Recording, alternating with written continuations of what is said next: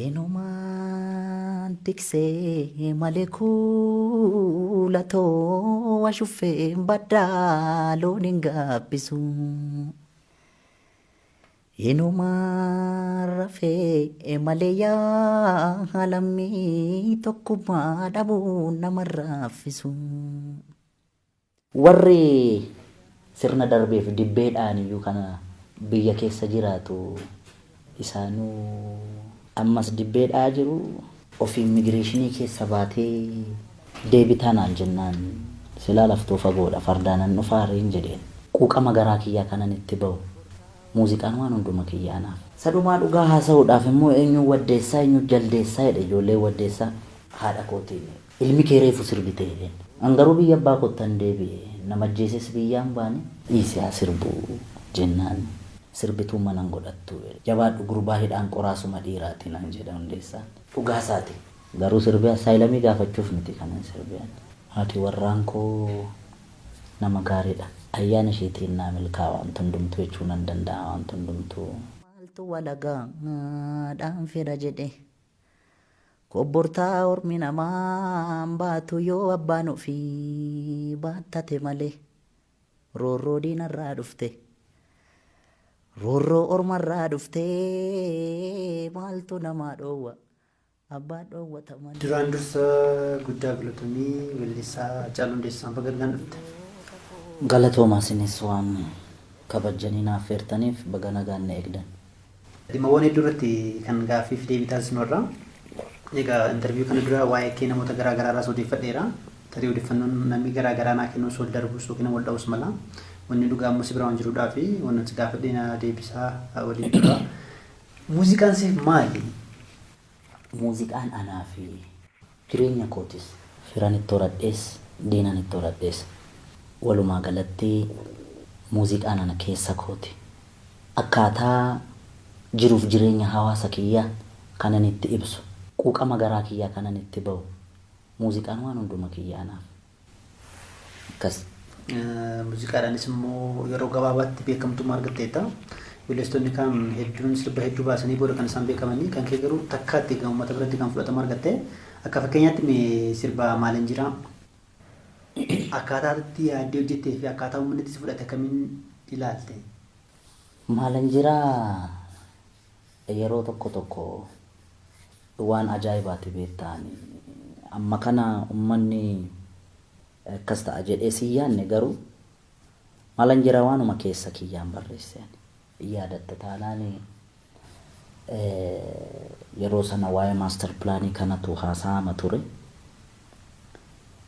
Akka Oromoo tokkotti namoota wanti sun yaachise keessaa anasa tokko ture jechuudha. Walaloo sana keessatti gaa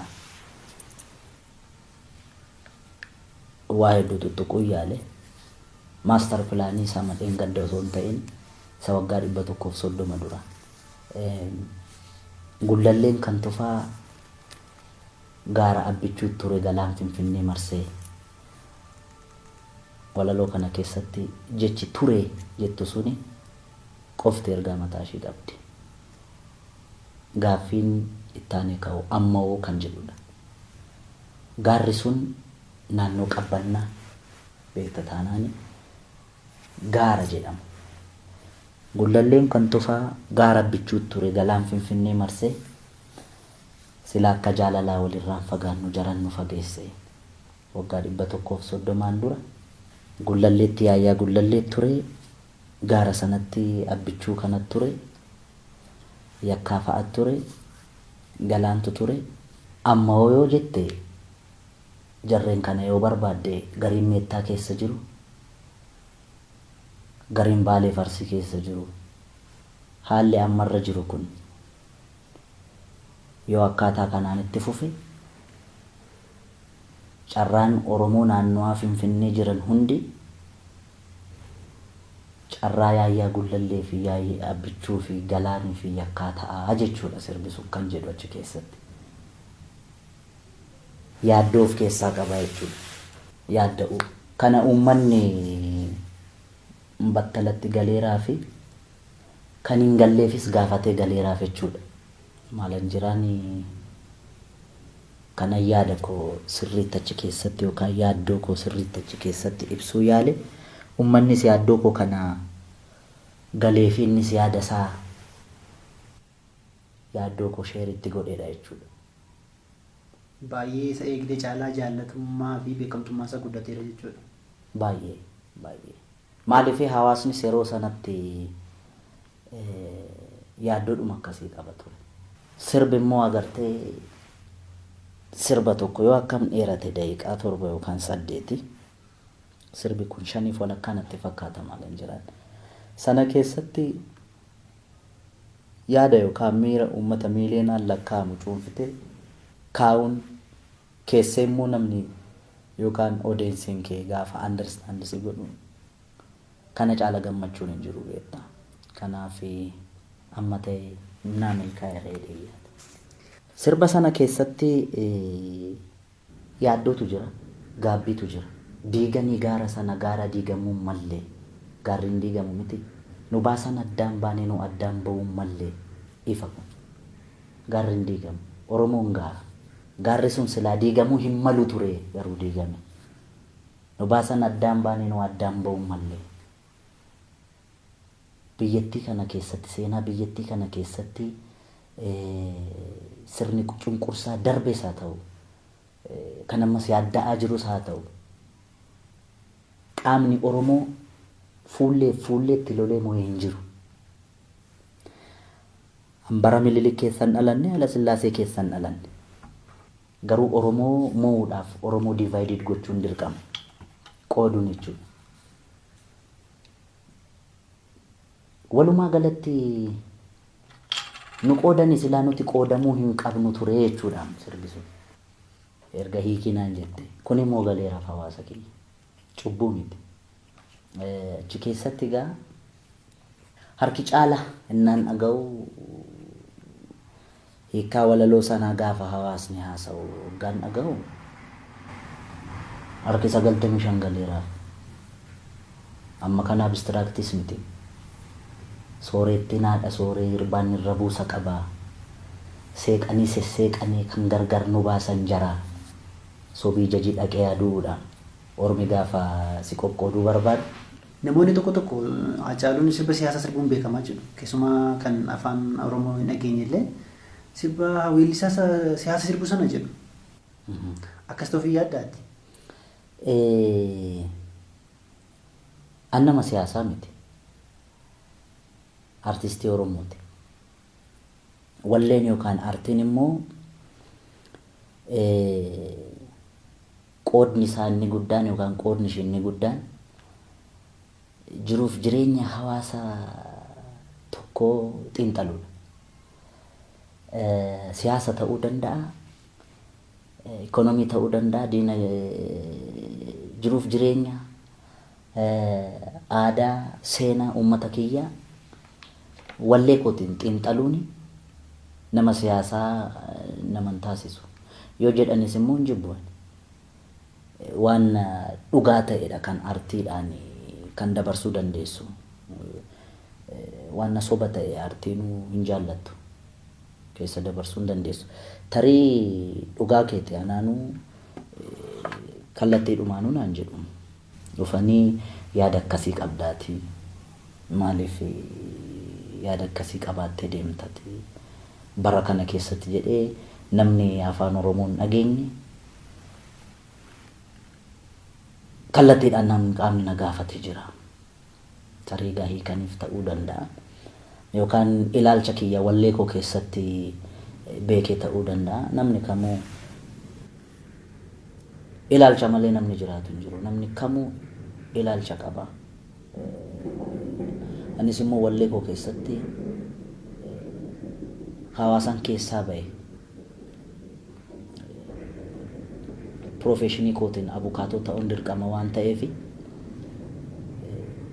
wallee koo keessatti ergaan ani dabarsuu qabu waanuma hawaasni koo keessa jiru jiruuf jireenya hawaasni koo keessa jiru malee waan haaraa miti. Inni immoo inni nama siyaasaatii na jechisiisa taanaan ishoo jedheen jalaa qaba akka kan biraa maalan. Ishoo jetta. Baay'ee bareedaadha. Albamii kee lammataa irratti sirba wasanuu iddoo sirbiteetta maasaan gamoo. yaa Waa'ee wasanuu maal beektaa? Wasanuu Diidoon hangafoota sirbitoota Oromoo keessaa isa tokko akka ta'ettan beekaa. Baay'een isa kabaja, baay'een isa jaaladha. Lubbuu isaa marataa godhuuf Rabbi. Sirboonni inni bara sana sirbe kun egaa dhaloota ammaafis si galee remix gochuun dirqama waan ta'eef anani sirbe. Bara sanas gaa quuqaan jirti mitiire. Ammas sanumaa. Haa. Gaaffii maaltu jira? Ifaa bara. Towaa jiraachuu baate waa jennaare nutis. Garuu namoonni tokko tokko maal kaasu sirboonni afaan Oromoo booda kana sirbamaa jiranii kiriitikaal yookiin immoo wanta ergama qaban miti jaalala qofarratti xiyyeeffate yookiin immoo kilippii qofarratti xiyyeeffate kan jedhanii yaada kaasan jiru. Fakkeenyaaf weellistoonni sirba haaraan sirbu tokko qofaa sirbanii immoo achumaan baddu. Qeenxeen kunis baay'achaa jira sirba qeenxee sirbuun. Maal ta'a jabdimmeetti? Sirba albama hojjechuu miti qeenxee hojjechuun baay'ee ulfaata. Ispeeshaalii artistoota Oromoodhaaf. Akkuma siin jedhe artistii Oromoo duuba hin jiru. Artistii Oromootti kan quba qabu malee kan quba qabu hin jiru. Kan qubatti qabu malee jechuudha. Maal siin jechuu barbaadeedhanii amma kanayyuu carraaquun isaanii waan isaan galateeffachiisudha akka kiyyaatti. Maaliif chaalenjiin isaan keessa darban jechuudha. Hojjetanii tachumaan baduunu waa lamatti fudhachuu dandeessa. Tokko waan ittiin hojjetan dhabuudha.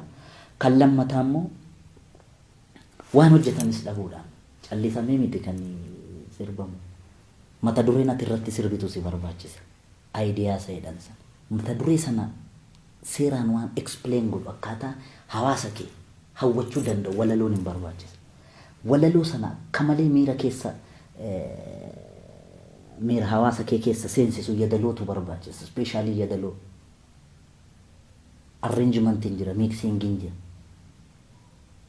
Sana booda viidiyoon jira. Viidiyoo hojjechuuf daayirekteerii cimaa si barbaachisa. Editara cimaa si barbaachisa. Wantoota baay'eetu walitti qindaa'ee wallee ta'a. Sana gochuuf yeroon hin barbaachisa. Waa'ee mata duree irratti sirbitu yaaduuf yeroon si barbaachisa. Mata duree sana seeraan ibsuuf yeroon si barbaachisa. Yadaloo sana kalaquuf wantoonni kun jiru waan ta'eef yan akka kiyyaatti artistichaaf yeroon hin barbaachisa. Artistoonni keenya mucimoodha kanatti. Rakkina keessa jiran chaalenjii godhanii amma humna isaanii hojjetanii hawaasa isaanii dhaangaa jiru hin ga'us. Baay'een falme artistoota keenya. Gaariin hojjette. Gaaffiin koo biraa namoonni baay'ee Haacaaluun biyya jiraa jedhu yookiin immoo Itoophiyaa jiraachisuutti kan ajaa'ibsifatanis immoo nama jiru. Siqun nama waan akkasii baay'ee. Nama wareeru baay'een argaa. Maaliif akka wareeran bitaa nagalaan. Ittan gammadas immoo. Maaliif ani biyya lama qabu biyya tokkoon qaba mitiire. Dhugaadha. Ameerikaa akkan jiru quba qabaa, Kaanaadaa akkan deemu, biyyoota gugurdatan kana kan deemu quba qaba akkan achi jiru. Biyyoonni akka Ameerikaa kun biyya ibsaan hin banne, biyya bishaan hin banne, biyya jireenya dhala namaaf biyya mijaa'aa ta'anidha. Biyyoota akkasii kana deemuudhaaf namni asii waan qabu gurguratee iyyuu yeroo viizaa bitatee deemu hin beekna. Biyya sana gahanii deebi'uun waan nama ajaa'ibu ta'uu danda'a. Garuu waan haaraan goone akkuma warri Weemalaa Nashaaluu Weemalaa sirban asii deddeebi'an kanan deddeebi'e malee. Tareen namoonni naana argan kan rifatan hin baramne ta'a. Maaltu barame? Artistiin Oromoo waa'ee quuqama saba isaatii sirbee yookaan waan itti dhaga'ame sirbee yookaan hin hidhamaa yookaan hin ajjeefama. Kanaaf biyyaa bahuu qabadha. Kun dhaloota kanarratti dhaabbachuu qaba. jaalatamus jibbamus dhaloota kanarratti dhaabbachuu qaba. Maaliif jennaan artistoonni Oromoo waan itti dhagahame sirbuudhaaf eeyyama eenyumarraayyuu gaafachuu qabu jedhee yaaduun.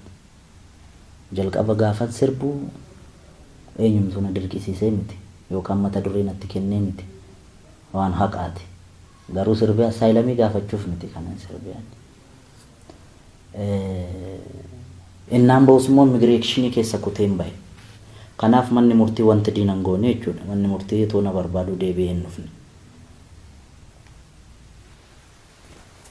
Sadumaa dhugaa haasa'uudhaaf immoo eenyuun waddeessaa eenyuun jaldeessaa jedha ijoollee waddeessaa.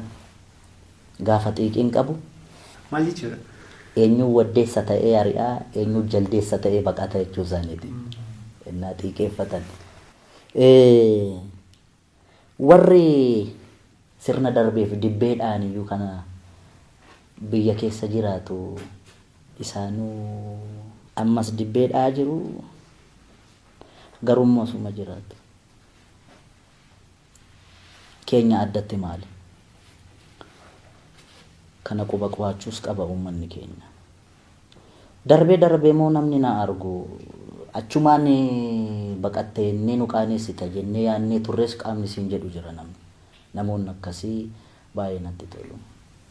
Kaan immoo kawaan manni murtii na barbaadee ani magaala keessa deemu maaltu ta'e beektaa? Innaa ji'a lama moo ji'a sadiin dura gara Austraaliyaa kana deemeen ture. Namoota wayiitu dhuguma biyyaa deddeebitaati naan jedhe. Hin jedheen. Of immigireeshinii keessa baatee deebitaa naan jennaan silaa laftoo fagoodha fardaanan dhufaa hin jedheen. Agartee akkamitti si dhiisanii naan jedhe. Jinnaan hin jedheen. Warri biyya bulchan akkamitti si dhiisan jennaan akka yakka raawwadhen beeku ture ati ragaa taataa fi yaadachiisin jedheen qaba. Si galee akkamitti namni keenya sammuunsaa akkasitti akka seetaappi ta'u ani hin beeku. Ta'uu hin qabu. Kun gonkumaa ta'uu hin qabu. Kanaafuu namoonni akka raajitti lakkaan jiru. An garuu biyya abbaa kottan deebi'e nama ajjeeses biyyaan baane akka artistii tokkotti nan sirbee waan natti dhaga'ameen sirbee gara fuulduraattis nan sirbaa. Sirbuu keetiin itti gaafatamta qaamni jedhu yoo jiraate takkaa dhokadhee deemeen beekuun qaamni itti gaafatamuu qabda naan jedhee har'as borus iftaanis bakkan gaafatamuu qabutti na gaafachuu danda'a. Garuu hawaasni kiyya xiinsammuunsaa akkaataa kanaan seetaappi ta'uu hin qabu. Artistoonni keenyas akka wareeranii bahanii biyya ormaa jiraatan jajjabeessuun qabu. Biyyoonni namni jaalatee biyya isaa gadhiiseen bahu garuu dhugaa haasa'uudhaaf biyyoota gurguddaa keessa jiraachuun eenyumtuu nama hawwuudha. Eenyumtuu hin hawwa. Garuu immoo akkaataa biraatiin nama doorsisuun Ameerikaatti duutis dullumnis jira. Dhugaa sitti muudhaaf otoo duutiif dullumni hin jiru ta'in deebi'u maa waliin sobnu. Otoo immoo achitti hafe gaazexeessaan biraa maal jedhee na gaafata beektaa? Acaalu namaa gamtus hin dheensanii wareegamu malee hin jenne akkamitti asitti hafte jedhee na gaafachuun isaan oolu isa jalaa ba'uunis dirqama. Walleen kiyyas na dirqisiisa akkam biyyatti deebi'uusin jechuuf ani biyya ofii maaltu gadhiisa jedheeni booddee immoo gaaffii deebii hin qabne ni deebisuu hin dandeenyetti gaafatamuu jalaas ba'uudhaaf deebi'uudhuma wayyaa walumaa galatti isin jechuu barbaade. Waa'ee haadha warraa kanatti dandeessaa? Haati warraan koo nama gaariidha. Faantuu Damissoo Diroo Beenyaa Turaa Baacaa jedhamti. Erga waliin jiraachuu jalqabne turre almost edda bultiidhaan walitti dhufne waggaa 7. Erga jaalalaa walitti dhufne garuu gara waggaa 15-16 17 ta'a almost. Fagoo jechuudha. Daa'ima ta'een jalqabe jaalladha. Sirbatti aansitee yaadallee galtee jiru. Baay'ee nama gaariidha. Ayyaana isheetiin naa milkaa'a waan hundumtuu jechuu nan danda'a waan hundumtuu. Baay'een ishee jaalladha ammoo ilmoo bareedduu tokko naa kenniteetti. Wabii Haacaaluu jedhamti. Amma reefu waggaa 2 guuttiin burraaqxe gaa. Duratti dhiira dhashuu fedhan qabdu? Isa rabbitu namaa kenna namni dubartiin dhalchaa dhiiran dhalcha jedhee miti kan. Garuu ilmoo gaa rabbi sii kenna isa nuu kenne gaa jaalatanii ilmoo fudhachuudha. Hojiin ishee maali? Narsii dhaga'ee dhugaadha? Narsiidha. Garuu amma hojjechaa hin jirtu. Daa'ima kun guddiseetti amma ishiin jabaattutti hojjedhu naan jettee anis mirga ishiin eegee. Cidha godhattaniitu garuu? Hin godhanne cidha. Godhuun keenya noolu gasiin waama gaafsan. Gaafasi maal dhabna? Waanuma rabbi jedhettaa nuun gunne ture garuu qubeellaa kaawwanne. Too daa'iman godhatiin dura qubeellaa kaawwanne waggaa 6 dura. Egaa hin nyaatta rakkoon qabu. Booyineetti. Mana hidhaatti barumsa guddaan baradhee jetta. Albamii kee kan jalqabaa Sanyii Mootis gara Caalochitti achi keessa teessee akka barreessite kan dubbatte. Barumsa kam argatte mana hidhaa keessaa? Ijoollummaatiinan mana hidhaa seenee namoonni waggaa meeqa fa'aatti seente? Waggaa 16 waggaa 17 na ta'a naan achi seenu. Egaa mana hidhaa keessatti beektaa namoota gurguddaatu jira. Namoota barumsaan illee sadarkaa guddaarra jirantu fa'aa jira. Nama umuriidhaanis fagoo ta'etu jira agartee achi keessatti nama gosa baay'ee argita. Nama jireenyi muuxannoo hedduu isa barsiise nama barumsaanis fagoo deeme namoota akkasii jalaa waa hedduu baratta. Umurii ijoollummaatiin seen dargaggummaa seenee achi keessatti agartee yookaan namni tokko bilchaachuudhaaf yookaan kitaaba dubbisuu qaba yookaan nama dubbisee faan ooluu qaba mitiire. Kacarraa ta'ee achi keessatti maanguddoonni jiran suni baay'ee nu kunuunsuu hiriyoonni koo wajjin hidhamne leevilii tokkorra jira umuurri keenyas badaas waliin caallu. Kanaaf achi keessatti bilchaannee baane jechuu barbaadeetanii kan si dinqu keessaa immoo sana dura'anii sagaleedhaan akkan sirbu malee akka walaloo barreessus akka yeedaloo hojjechuu danda'us hin beeku ture. Naan ala jiru. Sagaleedhaan sirbuu bukkeetti akka dandeettii walaloo barreessuu fi dandeettii yeedaloo hojjechuu kanan bare mana hidhaa sana keessatti. Albama koosa jalqabaa keessatti sirboota 9 achumatti fixee bahe. Sirboota 9? Walaloo isaanis yeedaloo isaanis barreessee jechuudha. Sirboota hafan 3 Simee Tufaatu naa barreesse. Walaleessaa fi yeedaleessaa cimaadha Simee Tufaani. Akkasi kanaaf waggaa 5 keessatti barumsa nan achi keessatti argadhe amma ta'e agartee bilchaadde akkan ba'u achi keessaa na godhe waanan godhu hunda of eeggannoodhaan akkan godhu na godhe keessattuu of eeggannoodhaan waan na hojjettu. Kanaaf hidhaan qoraasuma dhiira naan jedha ture abbaan kee. Durumaa naana gaafachuudhaaf dhufu jabaadhu gurbaa hidhaan qoraasuma dhiiraati naan jedha hundeessaan. Dhugaa isaati qoraafameen bahee jechuu barbaadeetan. Waan bareeda. Dur sirbu kan jibbu turani amma maal jedhu yaada isaanii jijjiirameera? Akkuma siin jedhe nama barumsaan deeme baay'ee jaalata. Ammas akkan baradhu na kadhata. Akka aadaatti gaanne akkaataan maatiin si guddisee mitiire. Obbolaan isaa 2 Ruusee fi Daandanaa kan jedhaman jiru. Ispeeshaalii lubbuu isaa maaru wasiila kiyya baay'ee na jaalata. Manaa na ari'ee jennaan maaliif mucaa kana rakkista dhiisee haa sirbu jennaan sirbituu manan godhattu alalee taatee innaa sanatti jechi halalee jedhu sun naan galu ture gaafattaan gaa eegalee so kana kaayyoon isaanii guddaan garuu yookaan mul'anni isaanii guddaan ijoolleen isaa baratanii barumsaan sadarkaa guddaa akka gahan barbaada. Na yaadadhaa sirbaa Wasanoo Diidoo gaafa remix godhe haadha kootiin guddattu jedheen jennaan ilmi kee reefu sirbite jedheen geerarsa sana dhaggeeffate filaas gosti isaa warra beebee booranaati macha jalatti ebirbirsa warra beebee eenyumurraan late laata walaloon jettu tokko jirti sirbittiin innaa ishii bira geessus waan tajaajila godhatanatti fakkaatan naa sananna guddattuun natti mee